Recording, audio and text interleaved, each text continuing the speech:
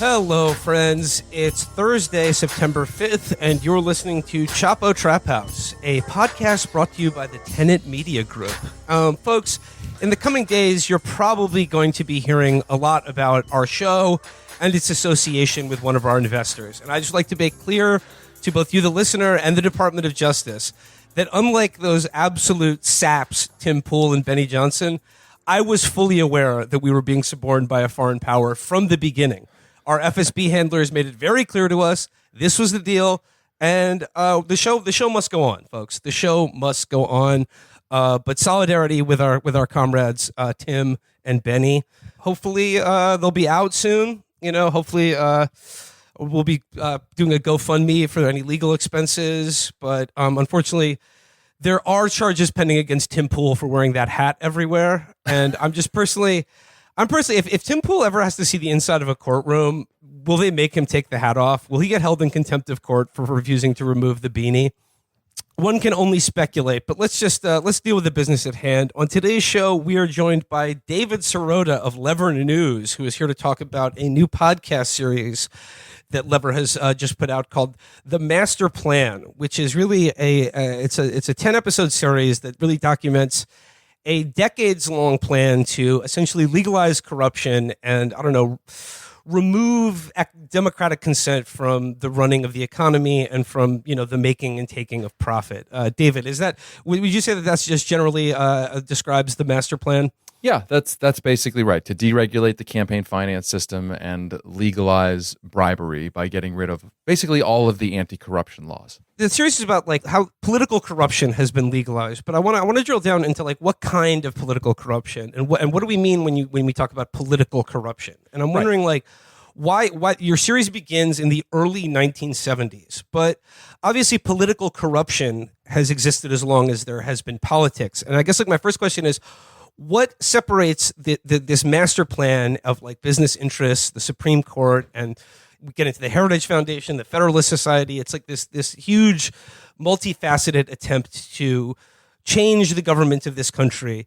But what separates this kind of systemic political corruption that you're documenting on this program with, I guess, a quainter and more easier to understand mode of corruption of let's say the Tammany variety of just graft or the type of political bribery that has existed as long as we've had a democracy?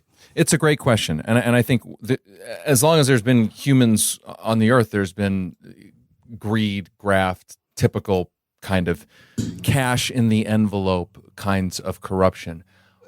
And I don't think that'll ever go away. There'll always be some of that, no matter how well-run a democracy or well-run a society you have. What we're talking about here is the short-circuiting of the entire democratic theory and formula, which is to say, democracy, I know it's a word that's thrown around a lot in the election, and I'm not even sure in this election it really means much of anything, but democracy is supposed to be one person, one vote, which creates a government of people who represent the broad public interest.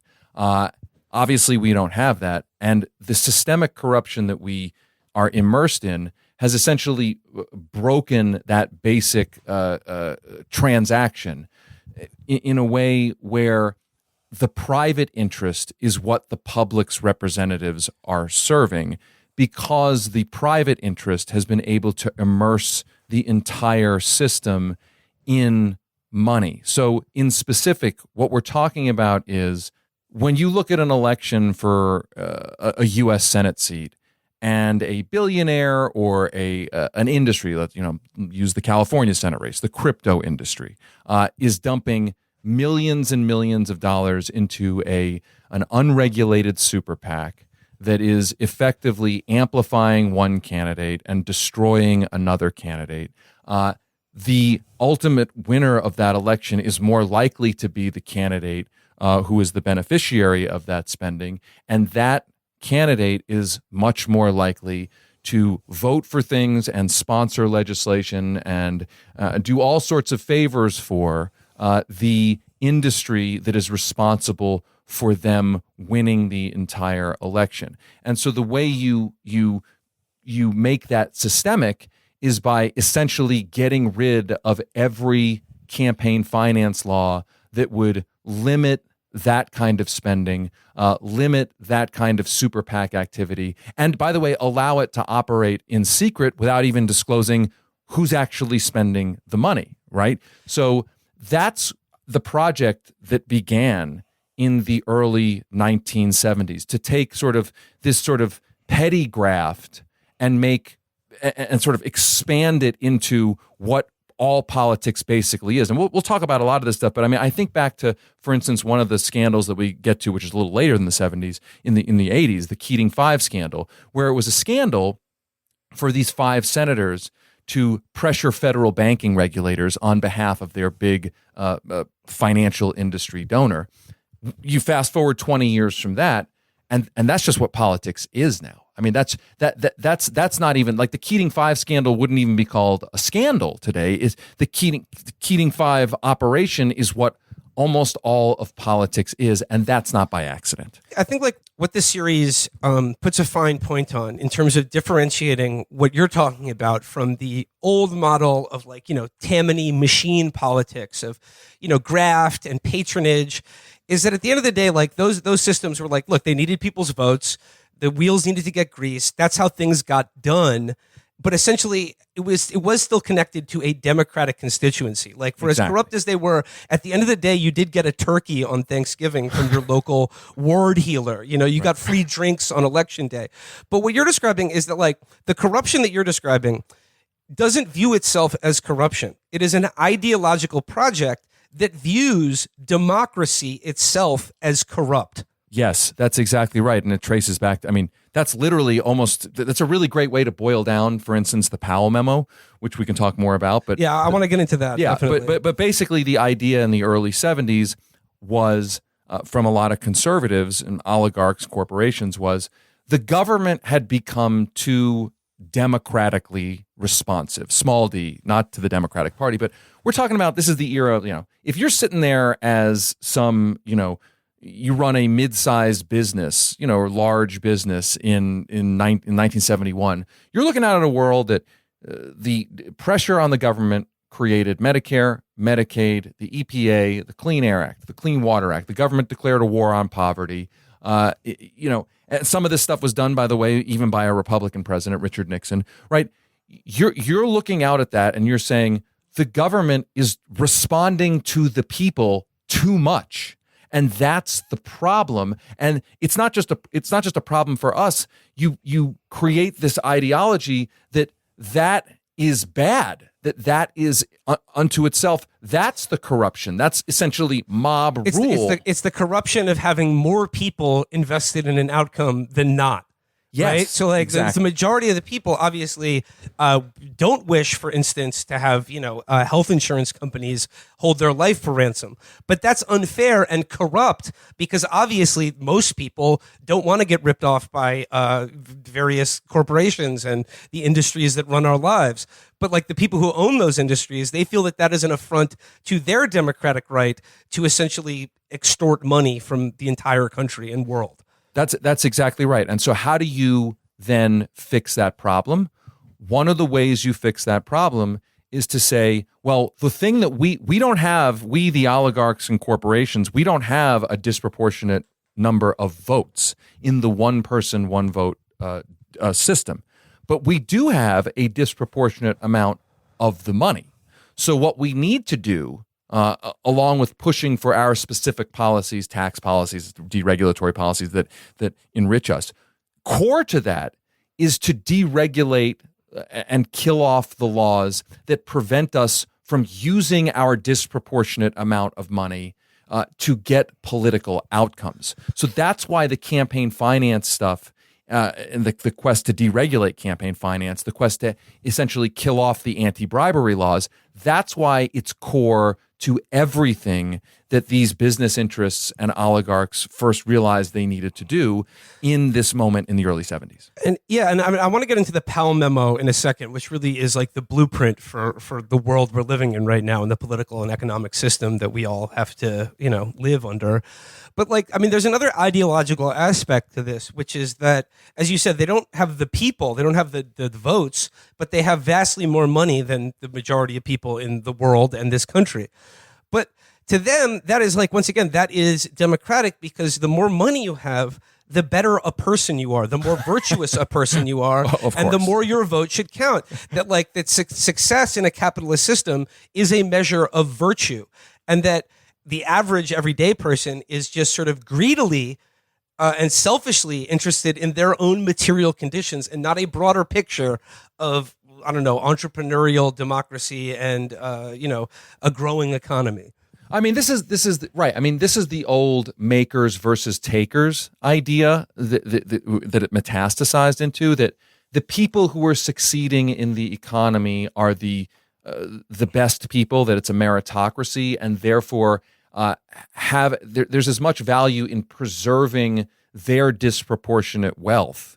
There's arguably more value from their point of view to preserving the rights, quote unquote, to that disproportionate wealth than there is making sure that everyone else can survive. And so the democratic upsurge of the 60s into the early 70s is a threat to that paradigm. That democracy itself is a threat to the oligarchs. They see it as a threat to the oligarchs' democratic rights. I mean, what's amazing to me is how embattled they saw themselves in the early 1970s. I mean, today we released, for instance, a bonus episode for Master Plan, and we found some old Nixon tapes talking about Nader.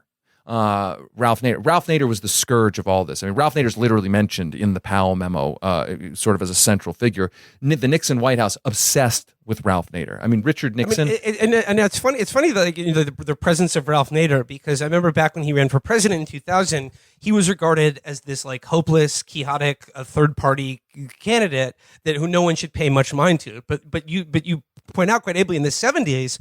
He was considered public enemy number one of the business community and the political system. They were part of the reason the Powell memo existed was because people were starting to catch on to his idea that, like, hey, we need to impose some democratic control over corporate rule of this country on things like health and safety of the American people. Absolutely. And the Powell memo identifies him as essentially public enemy number one, one of the most dangerous people in the entire country. And I think a lot of people forget that, how much of a threat Ralph Nader was to the system. I mean, here's the line. This is the line in the Powell memo. Quote, "Perhaps the single most effective antagonist of American business is Ralph Nader, who, thanks largely to the media, has become a legend in his own time and an idol to millions of Americans." And in this tape that we found of Nixon talking about him, there's this incredible quote from Nixon where he's talking to the auto executives, Henry Ford II and Lee Iacocca, in this meeting.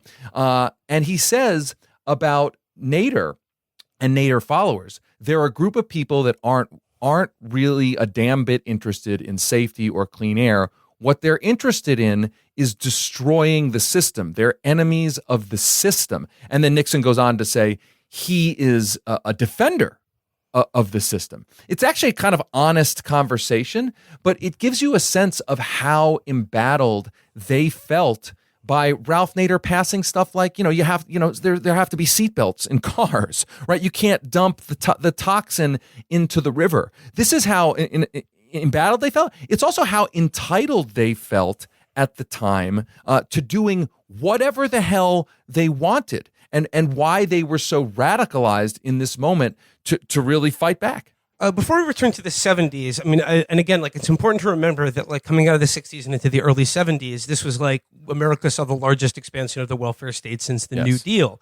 This was before, in the late 1970s, before the neoliberal turn and like Paul Volcker and Jimmy Carter, for the financialization of the economy. Labor still held sway over the Democratic Party, and the politics that we live with today could have easily turned out different had different decisions been made. Had things not shaken out differently, we could just as easily be living in, like, this is not the law of gravity that corporations have this much power over our political life. But I want to jump ahead in time to the year 2000, and in the first episode of the show, you share a very instructive story of your kind of road to Damascus moment in dealing with American politics, where this occurred when you were working for then Congressman Bernie Sanders from Vermont, who was working on a bill to allow U.S. pharmacies to import prescription drugs from Canada and sell them to their customers at the world market prices that people buy prescription drugs in any advanced European or Asian democracy in the world.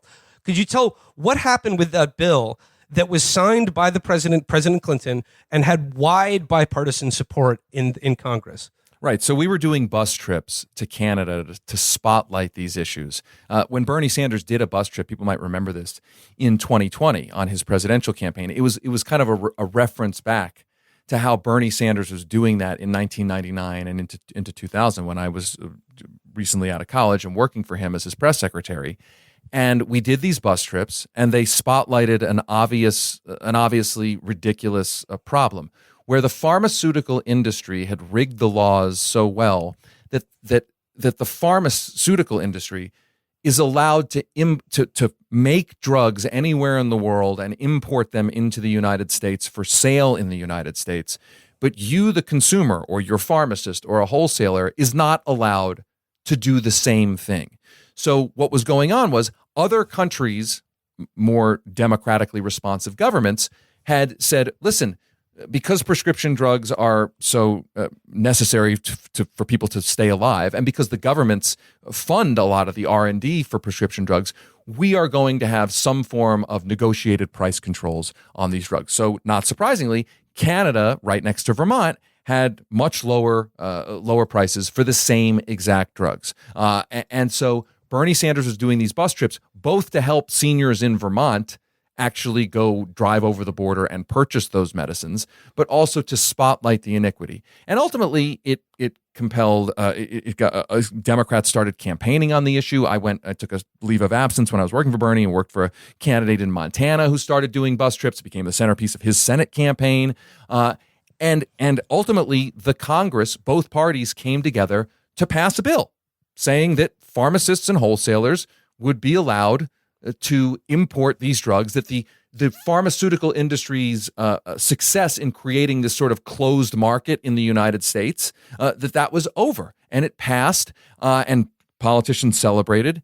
And then a few weeks later, Bill Clinton, well, first he signed the bill, but a few weeks after that, towards the end of the year, it was like Christmas time, so it was done, I think, strategically to sort of bury the news. He killed the program. Now, you may say, well, wait, how does the president sign a bill and then kill the program?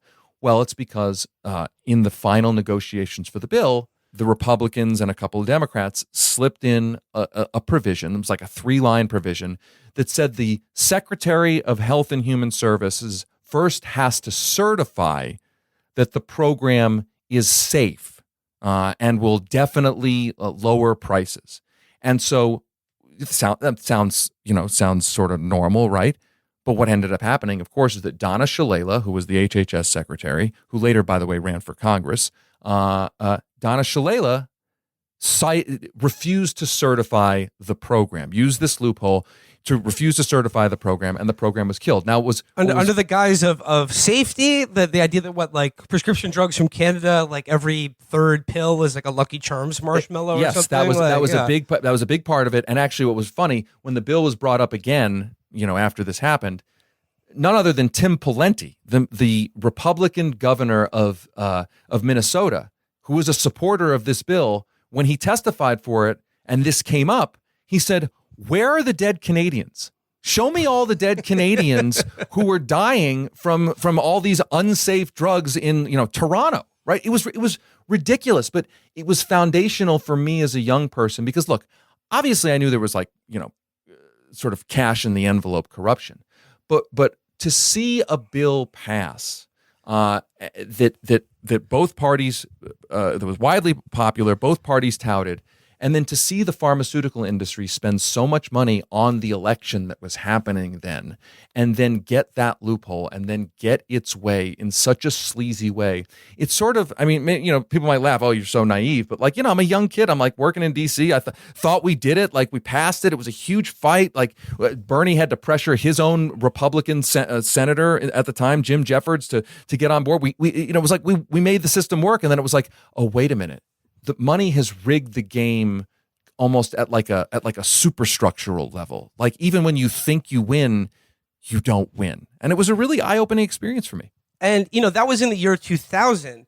In every election of my adult life, or at least at the time I've been politically conscious, like before 2000 and then after, both before and after that bill was nixed by the pharmaceutical industry, every candidate, both Republican and Democrat, what's the easiest thing that you can say on a campaign stump speech? We're lowering prescription prices. We're lowering the price of prescription drug for seniors. You think that's easy policy? Old people, they love voting. They love taking drugs. The drugs are too expensive. We'll get it done. Easy layup. Nope, not so fast. And guess what? They're still saying and promising that they're going to lower prescription drug prices for seniors. Totally. And by the way, at the same time that this was happening, roughly around the same time, Bernie had this amendment to reinstate the old, and I want to underscore this, Reagan-era policy, okay? To reinstate the rule that said when the NIH or the federal government or any government funds the research and development of a drug, that when the government then gives the production rights, the licensing rights to a private company, that the final product needs to be offered to Americans at a fair and reasonable price. Bernie tried to reinstate that, and the Democrats joined with the Republicans to vote it down, including, by the way, Joe Biden. And this is all happening at the same time. And I specifically remember that one being like, wait a minute. So we the Americans fund most of the research and development of the drugs, and then we pay the world's highest prices for these medicines, and we're not even allowed to go over to Canada or have our pharmacists go over to Canada and get their prices. I mean, that's how corrupt the system is.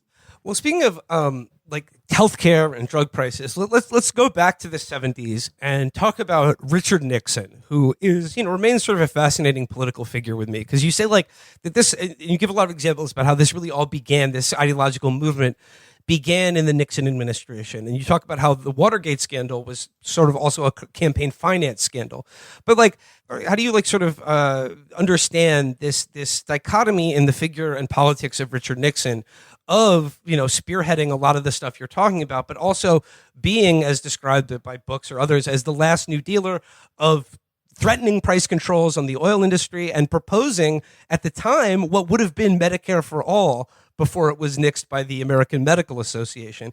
And also kidney dialysis, I believe he put price controls on that because it was invented under his presidency. And he realized, look, if you're going to die, if you're suffering renal failure and you need dialysis, you can't really just charge what the market will bear on this medical device. So how do you deal with this sort of this weird bifurcation in the politics and White House of Richard Nixon between these policies that would seemingly be a Bernie Sanders policy today, and the, instantiation of this decades-long plot to, like I said, remove democratic control over our economy? Well, I think first and foremost, everyone is sort of a product and a reflection of their time. So Richard Nixon, yes, probably everything you said is right, and almost is a Bernie Sanders Democrat by policy-wise compared to today. But I think that's because that's where politics was centrally oriented, and he was still a politician of his time. I think that Watergate and the tactics that Richard Nixon used to maintain his own personal power, that does look a lot like some of the worst actors today, right? That he looks as bad as anybody, as any person who's labeled as a supervillain of corruption today, especially when you compare what he was saying publicly versus what he recorded on the tapes. And the story starts in Master Plan in this dairy scandal where the Congress is. It seems quaint, right? It's incredibly quaint. I know, it's totally quaint. But yeah, he needed money to raise for re-election, and then he got advice from John Connolly, the governor of Texas, who was just like, I can imagine him stuck in a big stogie. He goes, "There's money in the milk producers. Raise the price of milk, and your re-election is guaranteed." I mean, that's like almost exactly what happened. Connolly was the governor of Texas. Connolly was in the car with JFK when JFK was assassinated. Connolly was the Democratic governor of Texas. A couple years later, he's now Nixon's Treasury Secretary. And Nixon, you hear on the tapes, Nixon says, John Connolly knows the dairy guys really well. First, he's talking to Connolly, and then he's talking to his staff. He says, Connolly knows the dairy guys really well. He's going to shake them down. I mean, he literally says he's going to shake them down. He knows them well, and he's used to shaking them down. And maybe he's shaking for a little more. See what I mean? For more money, and we're going to raise the minimum price of milk in America. And now, this tape didn't come out until Watergate, so this is 1971, before Watergate. But headlines came out about how Nixon had reversed the dairy policy, and all of a sudden, all this money was flooding into Nixon's campaign from all these different dairy committees, and this helped fuel the passage of the first campaign finance anti-corruption law in like 50 years. And just as a side note, amazing thing, before this, there was one weak anti-corruption, anti-bribery law federally on the books that the Eisenhower administration had made it formal federal government policy that it would not be enforced against members of Congress unless the Congress referred cases itself to the Justice Department. In other words, Congress had to tell on itself to ever get prosecuted for corruption before this. So Nixon publicly signs the bill, makes a thing, I'm going to sign the bill, like, I'm all for, cleaning up the system, and there's too much money in politics. Then immediately goes to work. His administration immediately goes to work to undermine and circumvent this new law. G. Gordon Liddy and John Dean come up with this idea. We found the memo that, wait a minute, there's a period of time between when the new law goes into effect and when the old law's reporting period is required. There's like a 5-week window where there's no law. It's a kind of like, I keep coming back to thinking about it's like the purge. Like there's just no laws for like a specific period of time, and like they can do anything. Like this is they theorize it, and all of a sudden suitcases of cash, literally like valises of cash, are being flown into Dulles Airport and driven into Nixon's campaign office near the White House. And some of this money is coming from major blue chip corporations, and the money, of course, is funding the Watergate operation. And ultimately, some of these major corporations and their executives get prosecuted for illegal, basically dark money, undisclosed campaign contributions that funded the break-in. It's kind of incredible to imagine corporations like American Airlines being prosecuted, and its executives, by the way, being prosecuted for campaign finance violations. And this ultimately births much stronger campaign finance laws. Now, as we say, this is where the story could end. Like, hey, we did it. There was a scandal, and then there was reform. But at the same time, Nixon had left a ticking time bomb in Washington, as we say, which is that he had appointed Lewis Powell to the Supreme Court. And I think this is like a good segue to get into to the Powell memo. To talk about the Powell memo, first you have to understand who Lewis Powell is. Right. But and I want to talk about that, but I think the important part here that you set up is that there was a burgeoning American political consciousness about things like the corruption of our politics through the big money spent by corporations on our politicians, and in terms to influence legislation. And this is speaks to a certain identity in the American character about standing up for the little guy, right? That these fat cats, and it's just like a typically American populist vein of understanding politics.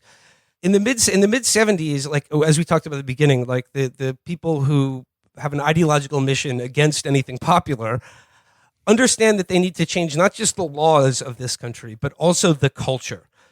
Because you talk about how they viewed what we began with the Powell memo as kind of a cultural enterprise to change the way Americans thought about big business. Because coming out of the 70s, who are the villains in every movie? It was big corporations and big shady money and like, politicians and things like that. It was like a two-pronged approach to like both change the laws of this country, but also to like divert the culture or sort of like cajole people into believing that like actually, hey, those big fat cats in suits and C-suite office executives, they're the little guys fighting for your freedom, and the big fat cats, it's the evil oppressive state trying to stop them from helping you in some way, or right. It's from becoming as rich as they are. It's creating the religion of the so-called free market, really the deification of the oligarch. And look, it really does trace in some ways to the Powell memo. So who is Lewis Powell? Lewis Powell at the time in the early 70s is the head of the American Bar Association. He was on the board of Philip Morris. He's like, imagine like Mr. Establishment elite corporate lawyer. And he sees Ralph Nader in Fortune magazine being portrayed as this hugely important celebrity who's changing, leading essentially a political revolution. And he gets together with his friends at the U.S. Chamber of Commerce, and he writes this memo that details this whole blueprint for how corporations have to fight back. And again, I want to go back to how they saw themselves. I mean, here's a direct quote. In terms of political influence with respect to the course of legislation and government action, the American business executive is truly the forgotten man. That's Powell in the Powell memo. I mean, it's literally written down. I mean, it's unbelievable. And then he goes on, quote, "This is the lesson that political power is necessary, that such power must be assiduously cultivated, and that when necessary, it must be used aggressively and with determination without embarrassment." So this is the call to arms. One of the focus, we can talk more about it, is on the courts. We have to change the courts. We have to take a page out of the playbook of Nader, not only change the courts, but bring lawsuits that get the courts to give us rulings that we want. That was one of Nader's key tactics, bringing specific lawsuits to get the courts to issue rulings that change the law. But you're right, there was also a specific focus on changing the culture. And what came out of the Powell memo was a series of task forces populated by a group of some of the most powerful corporate executives at the biggest companies in the country. Everyone from Phillips Petroleum to ABC to CBS. Imagine like the Illuminati, if you will. And one of their focuses was on changing the culture. And I'll give you one example. One of the guys who was on working with the Powell Memo Task Force, the Chamber of Commerce, was the guy who ran the Ad Council. Now, people may remember the Ad Council as like, the Smokey the Bear commercials and the like. They launched what they later called the most, or at least one of the most successful ad campaigns ever, promoting the American system. Architect Dolores Gould, what's your IQ? 138. And your EQ? EQ? Your economics quotient. Oh, I don't know much about economics. Who makes the American economic system work? Oh, I don't know. Right. And that's a problem. The American economic system. And it was this huge ad campaign, television ads, magazine ads, essentially saying and insinuating that there were a lot of different complaints, about the American system. That there were different. There was a lot of stuff about socialism, and you could you could write to the government and get this huge booklet about the American economic system, and it was designed to. It was obviously designed as a way to glorify the current American system and push back against the idea of essentially social democracy. Another example, in the bicentennial, the U.S. Chamber of Commerce sponsors a feature film starring Jimmy Stewart, Mr. Smith Goes to Washington, who was spewing all of this stuff about how the government is essentially oppressing business. The businessman is the oppressed person. It ultimately leads into the era of the 80s, where I remember this, at a very young age, but where the CEO is now the hero, like Lee Iacocca, Donald Trump, right? Like Ferris Bueller, right. Like Chicago suburb sociopath, like hero to a new generation. David, I really did appreciate the Jimmy Stewart the propaganda campaign. corporations are people. They're people, my friends. Corporations is a big business. It's like on May and Uncle Stu. I mean, you can't believe it. It's really hard to believe. Like when you listen to it now, you're like, wow, like this is so deranged. But it was probably incredibly effective. I mean, clearly it was incredibly effective. Well, when you got actors like you got propaganda films with Jimmy Stewart at them, you got no complaints. But David, I think the very interesting tell here is that there was like this public education campaign centered around teaching Americans about not the American political system or our history or the features of our democracy. It was about the American economic system or just the American system. And I think that's very telling. And like in the Jimmy Stewart clip, there's like man on the street interviews and they talk to some woman. They're like, do you know what makes the American economic system work? And she's like, oh, I don't know much about the economics. Like the obvious answer being, I don't know, the people who work for it. Like that's kind of what makes the economy work. But no, it was just all about like that. There's the American economic system that is being attacked by American democracy. That's by right. the American people. But I mean, that second part is left unsaid. But Jimmy Stewart's like, it's government's becoming a monopoly that's getting in the way of our individual spirit in this country. What do you get for a country that has everything? Well, almost everything. Government bureaucracy is becoming a paternalistic monopoly that is burying us in paperwork and red tape. It stifles initiative, and it erodes the basic self-reliance, which is our American legacy. And of course, that's being echoed by Ronald Reagan in the political sphere. And I think it's one of those things where you look at it and you think the conservatives understood that they can make arguments, especially in the era of TV, that you can make arguments and they can be really effective if they're arguments that sound logical if you only think about it for 5 seconds. And they all of this propaganda that they start producing in the 70s, in some ways, if you only think about it for 5 seconds, you might be like, yeah, okay, that makes sense. But if you're right, like the way you just said that, Will, which is like, what about the workers? Like that is the American economics. It's not just like a bunch of CEOs sitting around. It's actually the people who actually produce the wealth, right? But they were relying on a kind of new media environment at the time, the age of television and the like. That they did a shrewd and successful job of banking on people not really thinking about it. It's like it's that way. You're right. It's that way of talking about politics. That's like, I guess the best word for it would be commonsensical. Yeah, like exactly. When politicians talk about the budget, like, well, your family knows that if they spend more money than they're taking in, they're going to go in debt, and like, why should the government be any different? It's like, yeah, like on service value, you're like, oh yeah, you probably shouldn't spend more money than you have.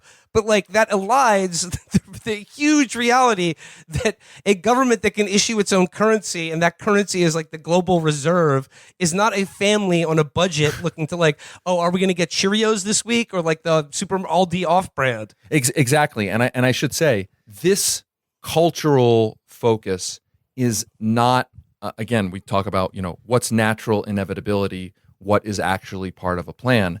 We found a document, as another example, in which Roger Ailes is making a presentation to a group of corporate executives and their task force about the Powell memo. And his presentation is all about how corporations as advertisers should use their power as advertisers, the leverage they have as advertisers to influence television programming.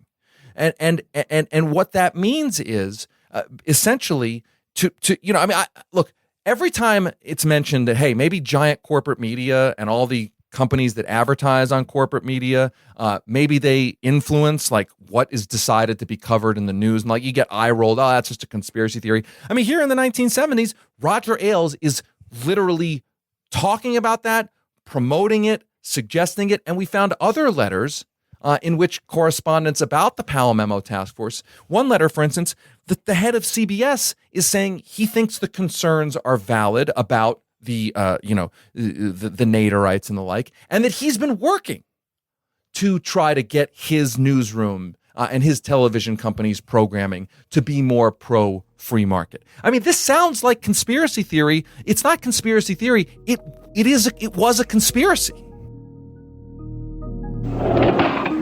My great-great-uncle, Professor Isidore Corey, wrote a famous book on economics 200 years ago. It takes 200 years to read it. Here, hold this.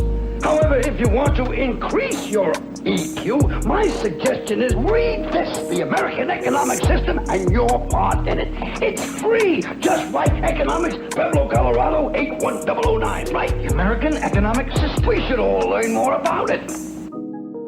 So, the Powell memo itself, actually, Lewis Powell as a figure, I mean, the thing that struck me listening to the episode about the Powell memo was that, like, when he was appointed to the Supreme Court, I mean, it was just like, I mean, it's a eerie echo, I mean, of like every other Supreme Court nomination I've ever seen, where it's just like there was another propaganda campaign that Walter Cronkite participated in to like portray him as like this kind, humble, simple, like almost simple country lawyer stereotype. But more than anything, it was to portray him as essentially a guy who was respected across all political divisions as essentially a very moderate and sober, balls and strikes kind of guy. But in fact, he was not a kind, gentle moderate. He was actually a deeply angry, rageful ideologue. And he was a devoted, like just a rabid anti-communist and like anti-trade unionist, anti-everything essentially, other than the prerogatives of the wealthy. 100%. And he gave speeches that in the late 60s, early 70s, in which you could hear his radicalization against the protesters, the hippies, essentially, the alleged social chaos. I mean, that's what really, I think, shook him. And it's important to understand that we found documents showing that he was a confidential source for J. Edgar Hoover, which becomes very relevant when Lewis Powell gets put on the court. And this kind of blew my mind. So Powell writes his memo in 71. 3 months later, he's nominated for the Supreme Court. By the way, he's nominated specifically as a consensus nominee because Nixon's first two nominees had been nixed by the Democratic Senate. I think there was all sorts of stuff around segregation and the like. So Powell was seen as like this moderate. And the FBI always provides a report to the Senate about nominees. So, right. So in their report, did they mention that he was confidential informant for the FBI? No, they didn't mention that. They didn't mention the Powell memo, right? And there's a lot of, remember, it's a Democratic Senate. It's a Republican appointee. The Democratic Senate has already voted down a couple of Nixon's nominees. It's not a stretch to think that had the Powell memo, it's circulating among businessmen, somehow mysteriously omitted from the FBI's report while Powell is pals with J. Edgar Hoover, it's not a stretch to think that had the memo been out there, Powell wouldn't have been on the Supreme Court. Now, it's important to jump ahead and say, well, why is Powell being on the Supreme Court so important? And this is also kind of mind-boggling. So out of these Powell memo task forces comes a legal movement to try to begin deregulating the campaign finance system. First case that's up is the case about the post-Watergate campaign finance laws. This case is masterminded by John Bolton. I kid you not, like the same John Bolton. By the way, these characters keep popping up, the same character. I was shocked to learn that he was ever interested in domestic politics. I thought he was just, basically Dr. Strangelove. I couldn't believe it was the same guy. Why care about who funds an election in this country when we could drop a nuclear bomb on Russia or North Korea? I really could. I actually, honestly, when we first came upon these documents, I was like, it's going to be a different John Bolton. It can't be the same John Bolton. It's the same John Bolton. And his idea was, it was a then radical idea, that money in politics is not corruption. Money in politics is constitutionally protected speech. And therefore, the post-Watergate campaign finance laws are unconstitutional. He is one of the lawyers on what became the Buckley v. Vallejo case. James Buckley, the brother of William F. Buckley, who got elected to the Senate in New York after RFK was assassinated. James Buckley is the namesake on the case. John Bolton is one of the lawyers masterminding the actual case. They get a ruling from the Supreme Court saying, you're right, money is constitutionally protected speech. Lewis Powell helps secure that ruling, but then Lewis Powell goes for the real gold. And soon after, another campaign finance case comes up in which corporations want to be given the right to spend freely in elections. And Lewis Powell works behind the scenes at the Supreme Court. The court was probably going to issue, at best, a narrow ruling just about this one ballot measure. It might have even voted down the case. Powell lobbies behind the scenes to take over the case, gets a 5-4 decision, extending those Buckley v. Vallejo constitutional protections to corporations being able to spend in an unlimited fashion in elections, which then becomes the building block and foundation of what becomes the Citizens United decision. It's the most referred to decision in the Citizens United case. The Citizens United case, we can jump ahead and talk about Anthony Kennedy, who I'm also fascinated with, the lost story of who Anthony Kennedy was. I mean, I'll ask you this. Can you guess what Anthony Kennedy did before he was a judge? A lawyer? I don't know what. He's certainly a lawyer, but he made his name as a corporate lobbyist in Sacramento, known for handing out campaign cash to lawmakers. He also was just like a bag man, basically. He was exactly, and he also authored Ronald Reagan's first, one of the drafters of Ronald Reagan's first anti-tax ballot measures, a radical anti-tax ballot measure when Reagan was governor. Point being that it's no longer, when you think about that, you know, Kennedy writes Citizens United, this extreme, wildly outrageous ruling, and he's known as sort of a swing thought, quote unquote, thoughtful swing. Thoughtful judge. Right. Yeah. He's known as the Lewis Powell of his time. In fact, he succeeded Lewis Powell. But in fact, it's not surprising to think that the guy who wrote Citizens United was a swamp creature, right? I mean, he came out of the influence peddling game. To return to the Powell memo itself, I mean, there's a number of sort of bullet points in this memo that was, written on behalf of the Chamber of Commerce. And it was essentially a cri de coeur. It was a call to arms for the business community to organize politically against what they saw was like a nascent politics of social democracy in this country. And I think interesting is that one of the first steps was focused on education. And it was the idea of spreading conservative ideals in higher education by having pro-business professors and speakers to sort of seed the history, seed every department at a university with and I guess the way to think about this is because we just take this for granted now. We talked at the beginning of the episode about how this is not a law of gravity. This is not nature. But I think the reason people think it is nature is because of this first step, which more than anything, I think one of the biggest coups ever pulled off is the idea that economics is a hard science, that economics is something other than something that should be rightly held in the humanities department of any university. I'm not saying economics is all fake or made up or whatever, but it is not like biology or physics or chemistry. It is the attempt to observe and prescribe human behavior, which is essentially unknowable in scientific terms. I mean, in a sense, it's financial focused philosophy. Yeah. No, and it's a moral philosophy too. Economics is a branch of moral philosophy. Yes. Whereas this is where you get this idea that the productive people are more virtuous and therefore their lives more valuable than people who are on the dole. And I think Lewis Powell correctly identified that and focused on it. And I think that this focus on the education system itself, you're right, it then ultimately leads to an idea that there is an inevitability here. And I should mention, because I kept thinking about it when we were reporting this, it sort of crescendos first, or it's crystallized really well first with Margaret Thatcher's idea that there is no alternative, right? Right. If you create the idea that the American economic system is the only system that can exist, is sort of a law of nature, the way the wealth is distributed, the way that the economy is structured, then you don't really have to duke it out over lots of specific laws. You've narrowed the playing field. And I think that's exactly what Lewis Powell first identified and what was then implemented and executed. And to be clear, I don't think Lewis Powell was like Nostradamus here, right? Like, I don't think he I don't think it's like he predicted everything. I think the memo came at a specific period of time that catalyzed all of these billionaires, oligarchs, and corporations into a movement that made it a lot more cohesive. I mean, we can trace a direct line from, as an example, like how does this affect us today?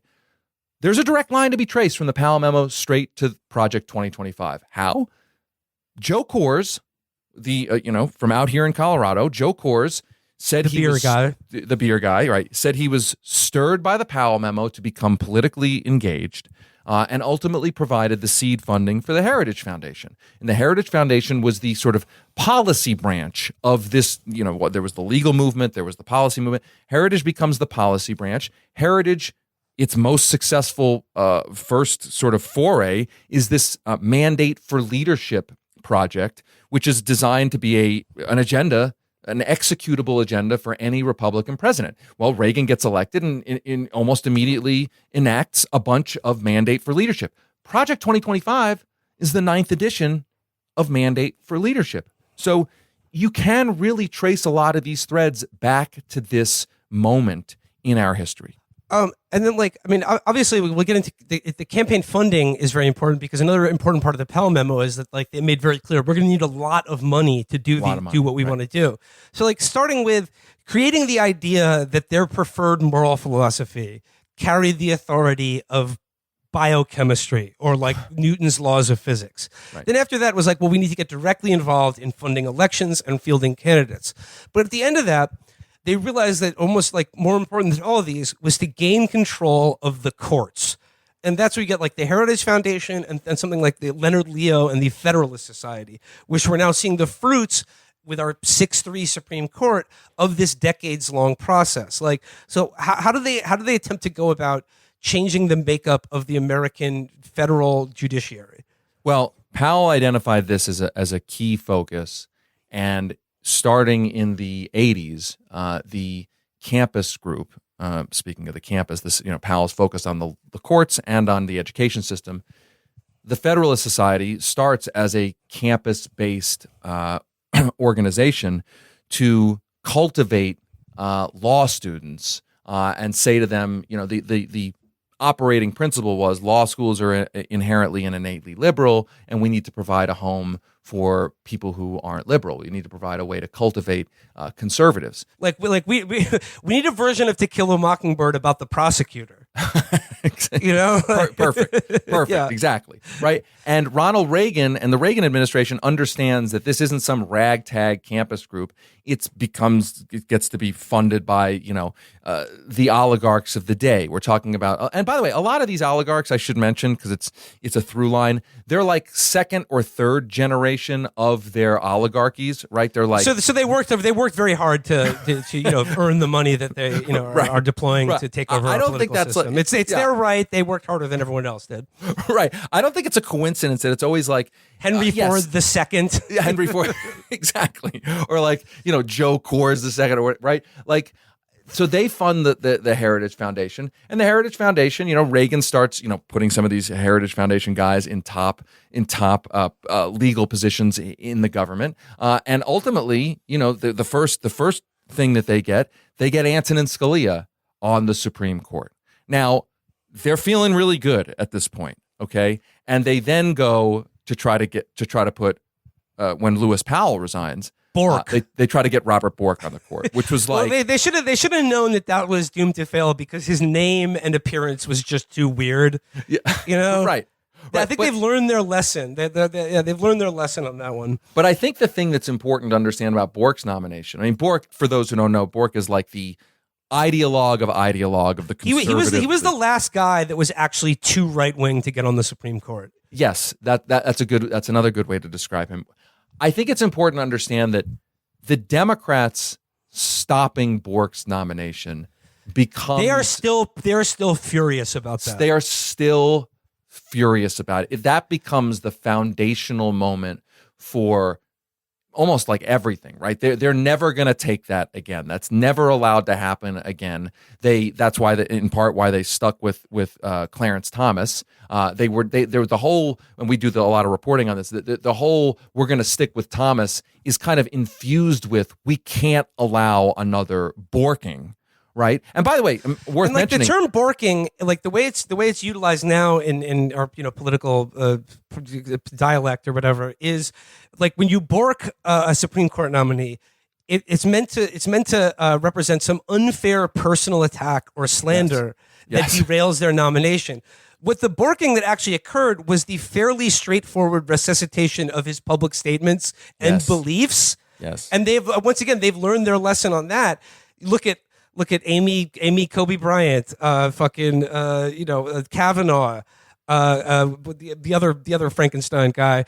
Like they all say, I respect precedent and would never, I believe Roe is established law. You can't get a single. And the thing is, because of the Federalist Society, all these 20-year-old little clones that they have in a tank somewhere that they're feeding into law school. These guys all know they spent their whole lives guarding any public personal statement of their actual political beliefs because they're all waiting for that day when they're sitting at that confirmation hearing, and they don't want someone to pick up a blog post or a public statement they meant about how women should be chattel.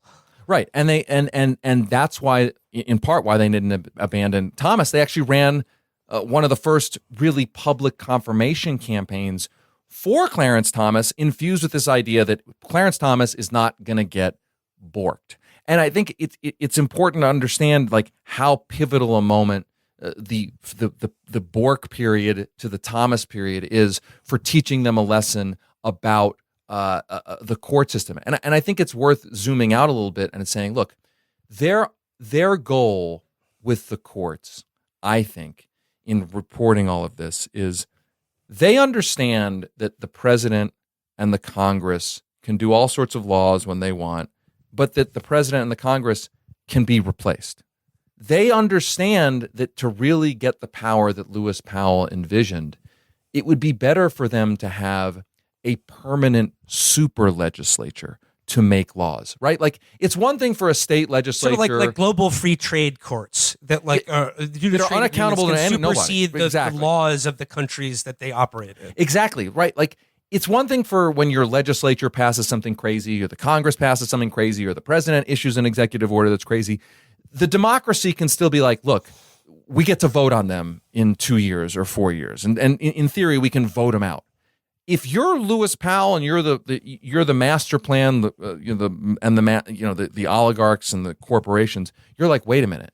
The way we can permanently end this is making the one branch of government that never has to face an election our branch of government that makes the laws. And so the courts are now used to not just they are de facto legislators. Yes, now. That the Supreme Court is the meta supra legislature to Congress and the executive. They're not arbitrating disputes over whether something's legal or not. They are making law. And what's interesting is John Roberts, of all people, it's hilarious. There's a memo that he wrote when he was in the Reagan Justice Department in the early 80s, complaining about the liberals on the Supreme Court too often making the laws. I mean, it's, everything that's old is new again. Obviously, John Roberts is making the laws. And I think it's also important to remind folks that this crescendos in a very short period of time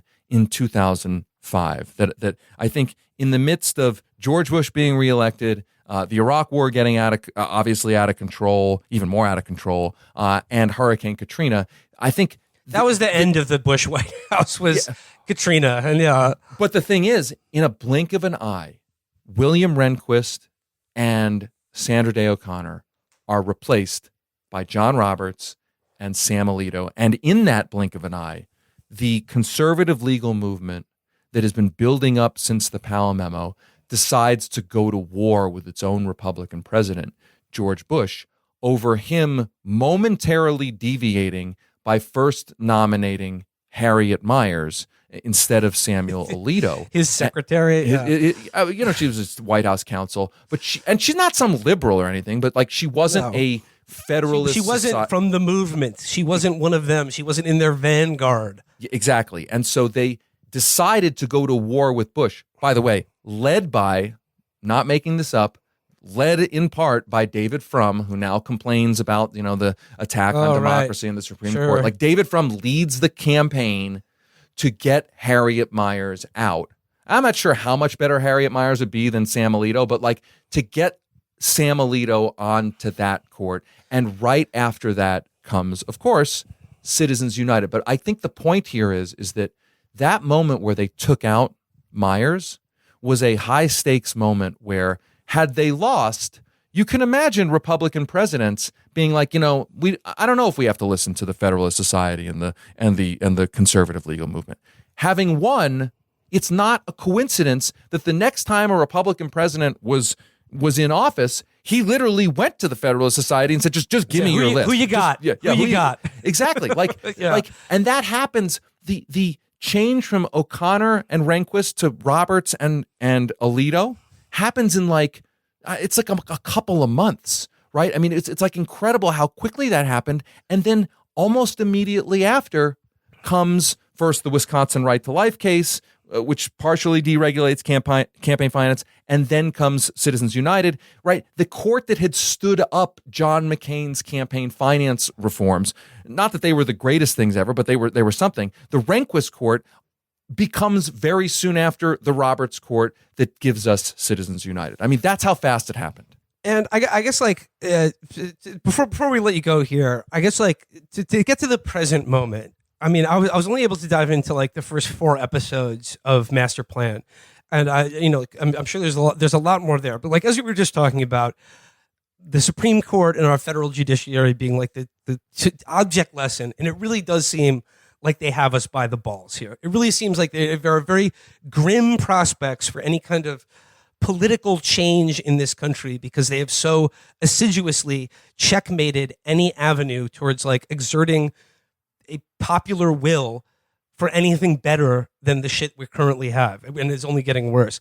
That being said, David, in doing this series, do you think that in some sense, it's hopeful because for the people who started this project in the early 1970s, they were looking at a country probably just as grimly as I'm looking at our current state of affairs right now. They probably thought the entire culture and government, this was still the New Deal era. This was FDR was the one who set the standard for the Republican and the Democratic Party after them. On the basic premise of the idea is that the government is there to protect people who can't protect themselves, to shield our citizenry against the malefactors of great wealth. And that was Republicans and Democrats accepted that, and they accepted that growing the government was fine if it helped people. As an ideological mission to an organized political campaign to change entirely the politics of this country, they were remarkably successful. So despite how sewn up everything they've had, do you think that there is any lesson contained in this kind of decades-long organized ideological project that is there any reason to believe it cannot be repeated again going in the opposite direction? I think that the recognition that what they did was not a force of nature and not an inevitability, that it was a specific set of people who I call, by the way, the Master Plan Cinematic Universe, specific set of people who keep popping up, same people. It really is a small deck that's being dealt from in American history. It is. It's incredible. Recognizing it was a specific series of decisions, recognizing it was a specific series of policies, a specific kind of organizing with a specific kind of focus. We just talked about one focus, the judiciary. Recognizing that means it's human created, which means that there can be a set of plans. They don't have to be secret. They don't have to be nefarious, but a set of plans and a set of blueprints and a set of things that can be done to get a different next 50 years. One recognition is it's going to take a long time.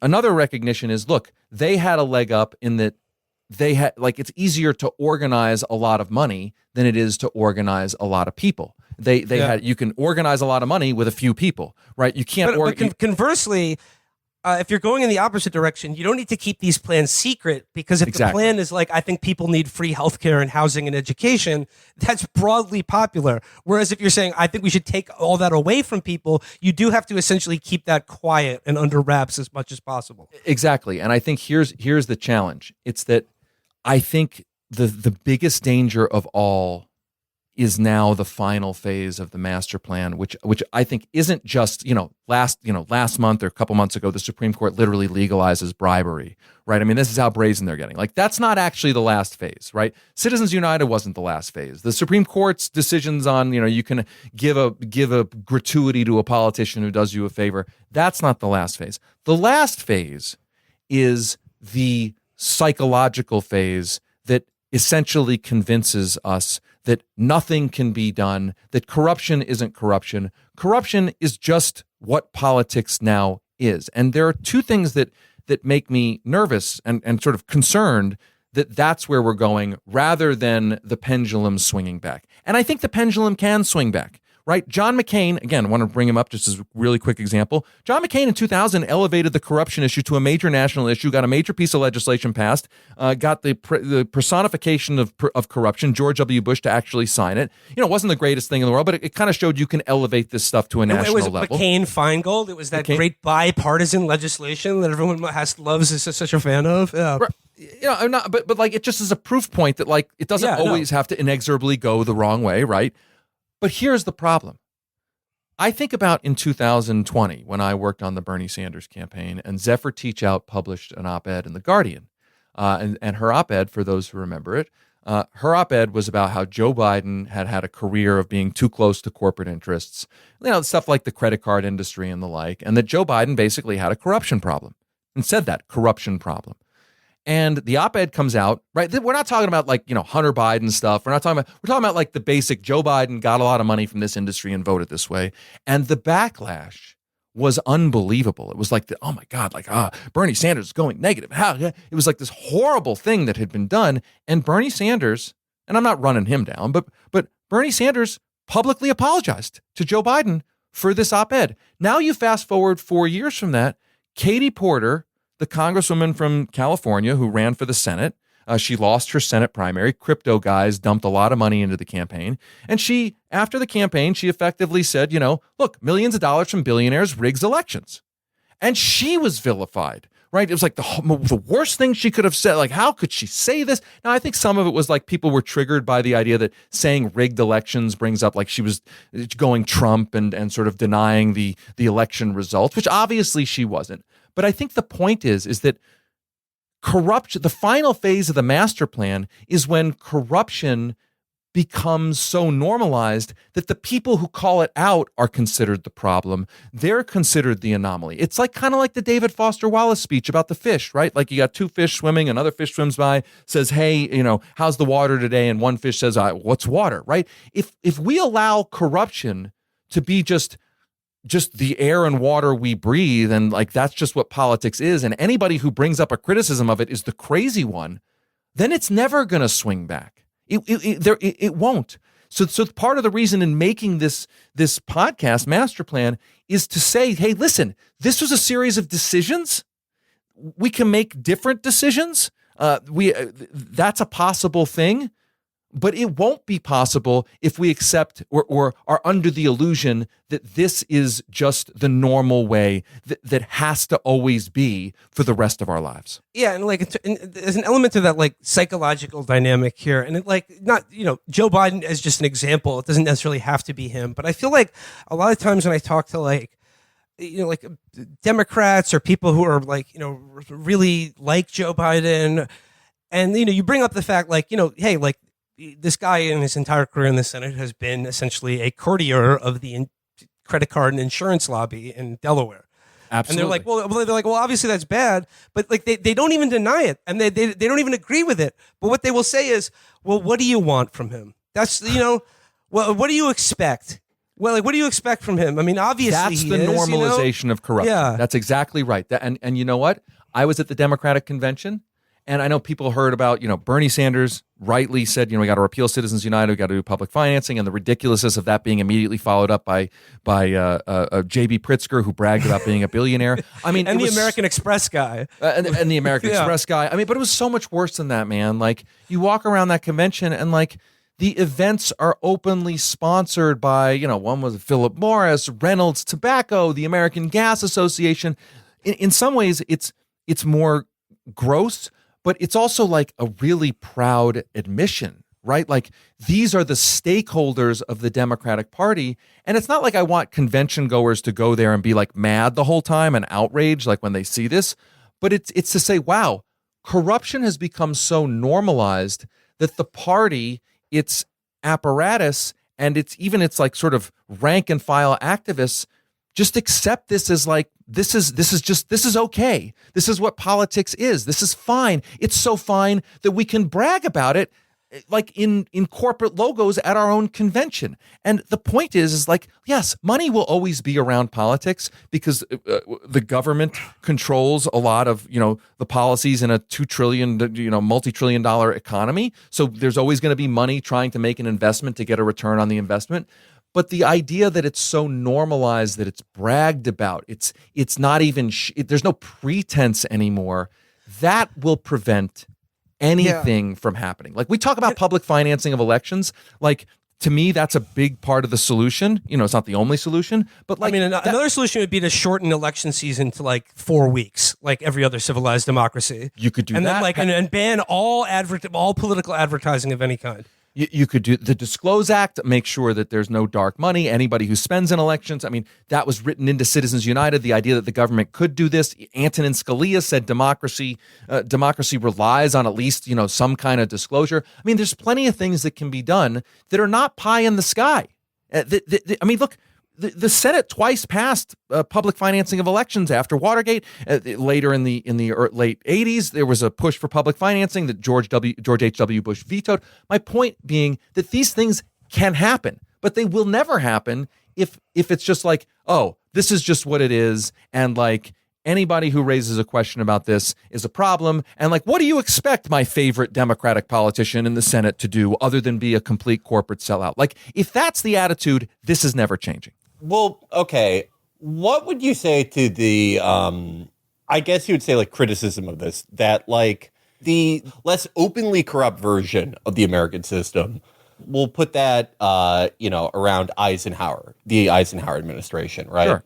That version of the American system, people still benefited from, rampant exploitation carried out by the American empire. That these same things that we are, pointing out now as factors in the modern system are really just, it's sort of the imperial practices coming home as profits decline and it gets harder to do that. And you can squeeze less juice out of the proverbial fruit of the rest of the world, that things become harsher, things degrade in a certain way, and that anything like, I guess like a stricter version of McCain-Feingold is really just rearranging the deck chairs. I think that's a really good point. And I would my response would be, I think you're absolutely dead on that is part of what's happening.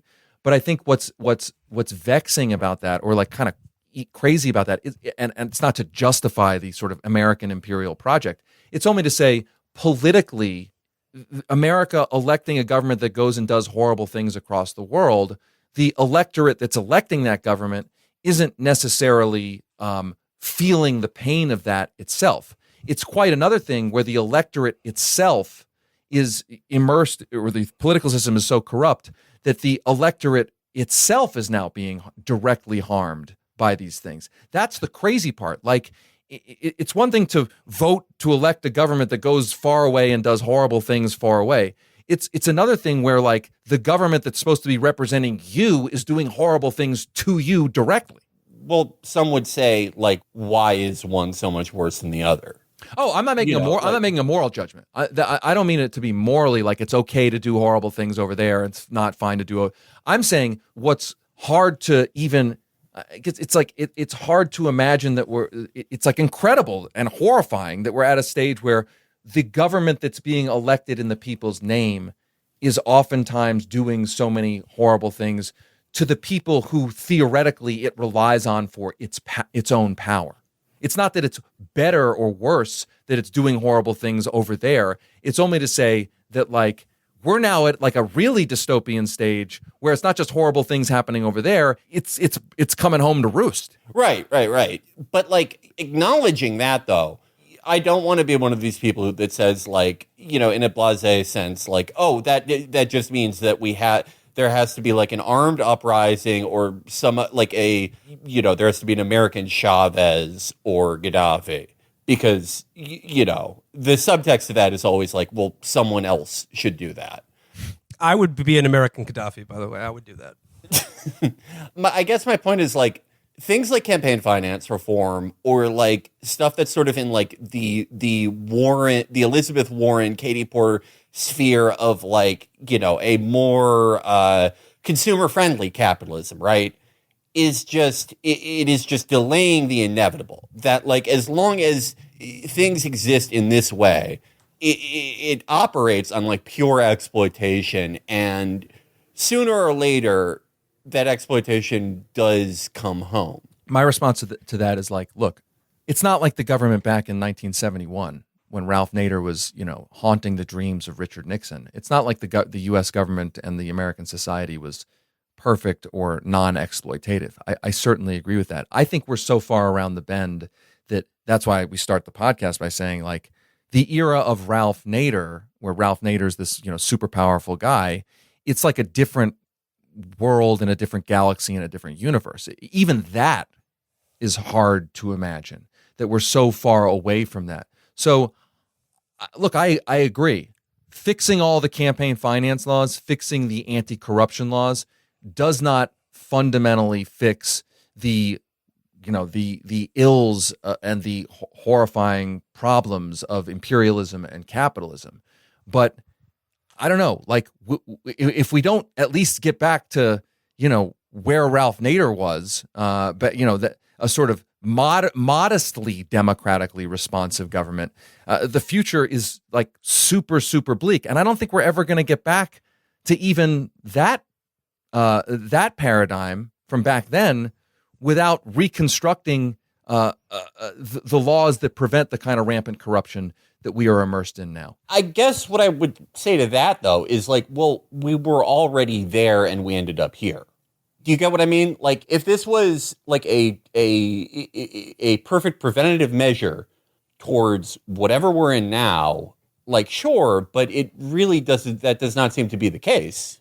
I think that that's definitely fair. Like, you're right. Like, basically, the master planners were able to execute their master plan despite the laws that existed back then. That's a fair point. But I think that it's also a point. It's also a referendum on now. Okay, now we've learned that even what we had back then in terms of preventing, you know, or at least limiting corruption and having a civilized campaign finance system, even that wasn't nearly enough. That we've now learned that lesson in horrifying detail. Guys, I have to say one thing. I've got to go pick up my daughter. No problem. At school. Oh, yeah, no problem. Okay. Yeah. All right. Well, we'll let you get out of here. We'll let you head out into that Rocky Mountain High. David Sirota of Lever News. The series is Master Plan. Links will be in the show description. David, thank you so much for your time and for the series. Thank you so much, and thank you to everybody who works with you guys. Chapo is I'm a devoted listener. Cheers, everybody. Till next time. We'll talk to you soon. Bye-bye. Every American ought to know what this booklet says. Our American economic system and your part in it.